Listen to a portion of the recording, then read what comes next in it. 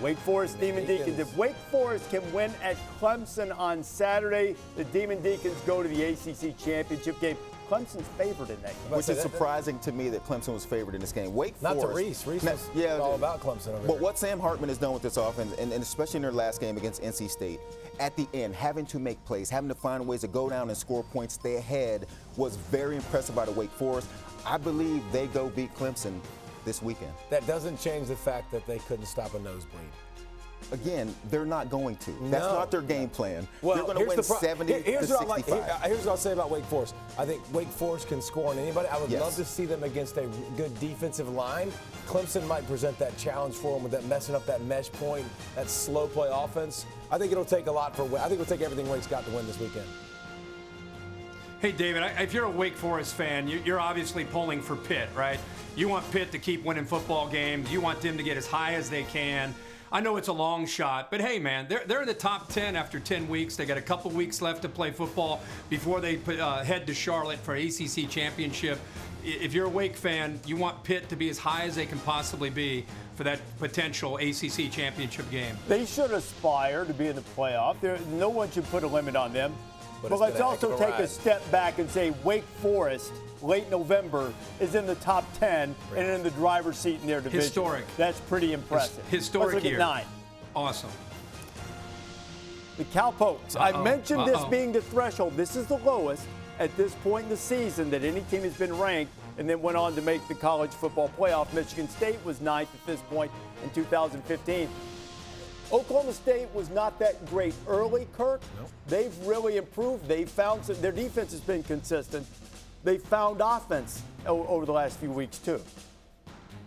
Yeah, I think we all see the same thing with these guys, right? They played defense for Jim Knowles all year. Jalen Warren's become their offense. They decided, much like Wisconsin, hey, let's just not turn the ball over. Let's make teams go the long way. With Spencer Sanders now, a guy that's played for 3 years, if he takes care of the ball, David, Oklahoma State's a tough out for whoever they play, including Bedlam in a couple weeks, because of how consistent Jim Knowles' defense has been all year. Okay, the highest-ranked team to lose last week, as we said, was Oklahoma. They were at 8. So who's at 8 now?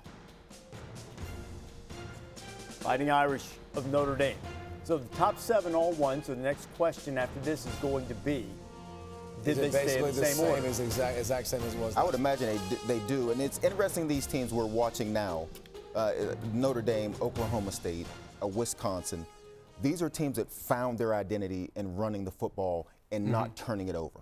Good defense. That is a difference in these teams now. When we watch Notre Dame, from midseason on, that offensive line has been outstanding, protecting Dak Cohn in the backfield and running the football. Oklahoma State with Ty Warren, same thing, running the football. Wisconsin, running the football. These teams have figured it out and developed the identity, and they're getting respect for it. So teams are allowed to get better as the season goes along? Yeah. Exactly. I mean, and that's the thing. We're going to see the home stretch, and it'll tell us everything we need to know. But I hope Kirk, like he said on our Sports Center, and I just hope the committee was listening to me last week and they do the right thing and they move Michigan State to the appropriate spot. Order? Correct, yes. Kirk, go ahead before we see the top 7. David, I love you. I love you. I love you, buddy. I will say this. I don't know if Ole Miss can watch the film that they played A&M last week, but if DJ Durkin's bunch can follow that up the next couple weeks. Of course, they got the big one, Egg Bowl, Thanksgiving night. That's a great game, by the way, to watch. If they can keep winning, they got a real shot. I know we get focused on who's in the 4, but they got a real shot to be 10-2 and potentially a New Year's 6 bowl team. So Lane Kiffin doing some great things down in Oxford. Thank you for watching ESPN on YouTube. For live streaming sports and premium content, subscribe to ESPN+.